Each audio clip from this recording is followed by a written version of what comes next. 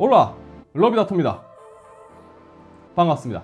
100만원 미만의 게이밍 시스템을 구성하시려는 분들이 꽤 많으신 것 같습니다. 그래서 이 라이젠 3500X로도 시스템을 구성해서 테스트를 해봤고요. 또 지난번에는 인텔 9500F랑 9100F로도 시스템 구성을 해서 테스트를 해봤습니다. 뭐 다른 부품들이 다 동일하다고 하면 CPU 가격만으로 따진다면 가장 저렴한 게 9100F였는데요. 제가 말씀드렸었죠. 9100F는 게이밍용 CPU가 아니라고 말이죠. 뭐 가성비 게임용 CPU라고 말씀하시는 분들도 계실 수 있겠지만 굉장히 버겁습니다. 뭐 병목 현상도 나오고요. 뭐 특정 게임은 잘 되는데 특정 게임은 거의 불가능하다. 사실 이렇다면은 게이밍 CPU라고 말하기는 조금 어렵죠. 제가 여러분들께 테스트를 한다든지 뭐 성능을 보여드린다든지 할 때는 그냥 딱 제 친구 혹은 동생 아니면 형들한테 이야기한다고 생각하고 말씀드리기 때문에 저라면 9100F는 게이밍용으로는 추천을 못할 것 같습니다. 그리고 그 사이에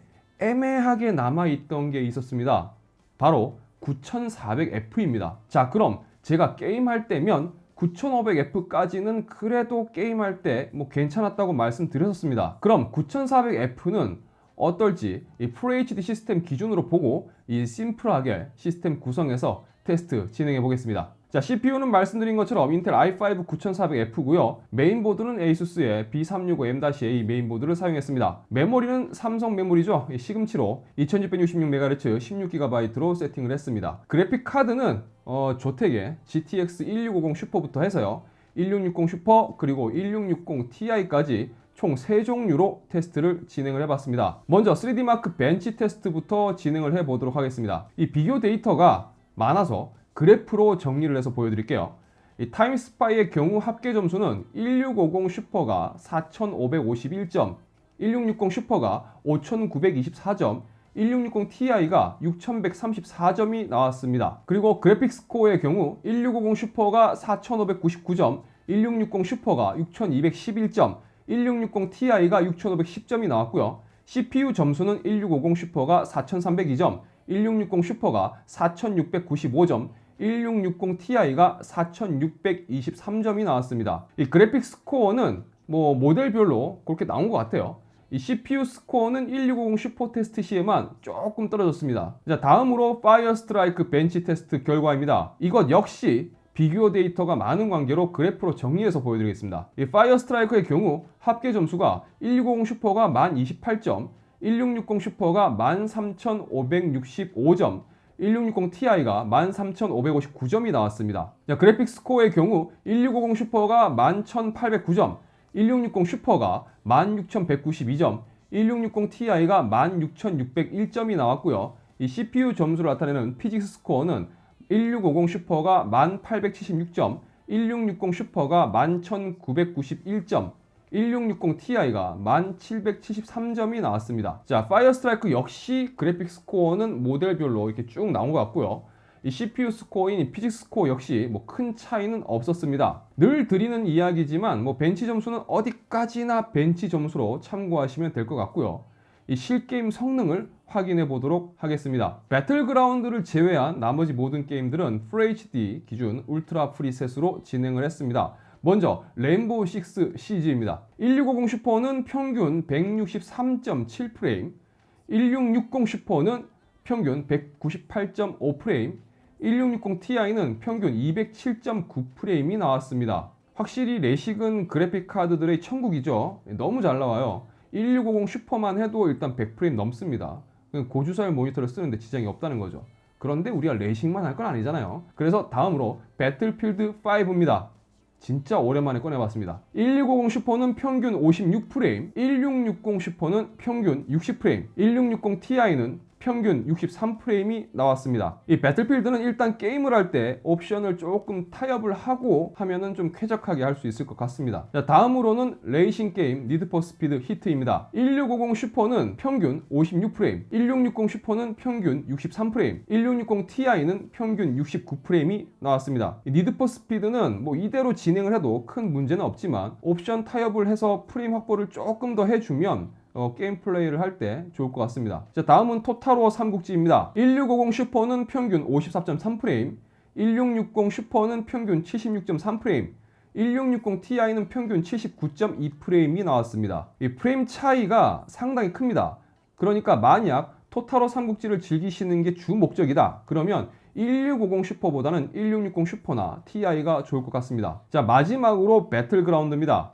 FHD 국민 옵션으로 테스트를 진행했고요. 늘 하던 대로 훈련장 사격장을 달리면서 테스트를 진행했습니다. 1650 슈퍼의 경우 평균 148프레임, 1660 슈퍼의 경우 평균 174프레임, 1660 Ti의 경우 평균 178프레임이 나왔습니다. 자, 그럼 내용을 한번 정리를 해보도록 하겠습니다. 일단 9400F의 경우 게이밍 PC로 사용하기에는 괜찮은 제품으로 보여집니다. 자, 하지만 이번 리뷰 영상에는 포함하지 않았습니다만 이 모던 워페어도 테스트를 했거든요. 모던 워페어를 테스트했을 경우 인게임, 그러니까 게임이 시작이 되면 뭐 어떻게든 게임을 진행할 수는 있었지만 그 전체적으로 봤을 때 간헐적이지만 이 렉이 있고요. 그 다음에 프리징 현상이 있었습니다. 제가 말씀드리는 이 프리징과 그 간헐적인 렉은 라이젠 3500X 그리고 오늘 보여드린 인텔 9400F 그리고 인텔 9500F까지 해당되었던 부분입니다. 개인적인 체감차가 있을 수 있으니까 참고 부탁드리겠습니다. 만약 콜 오브 듀티 모던 워페어를 주로 하시는 분들이라면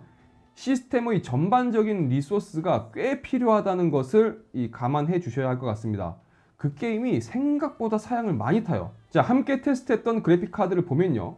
이번에 확인할 수 있었던 것은 1650 슈퍼와 1660 슈퍼의 이 갭이 꽤나 크다는 겁니다. 1660 슈퍼는 1660 Ti와 거의 근접한 성능을 보여주었고 1650 슈퍼는 결국 1660 슈퍼와의 이 가격적인 부분에서 뭐 사용자분들이 어떻게 선택하실지 거기서 좀 갈릴 것 같습니다. 그런데 성능 갭이 좀 커요.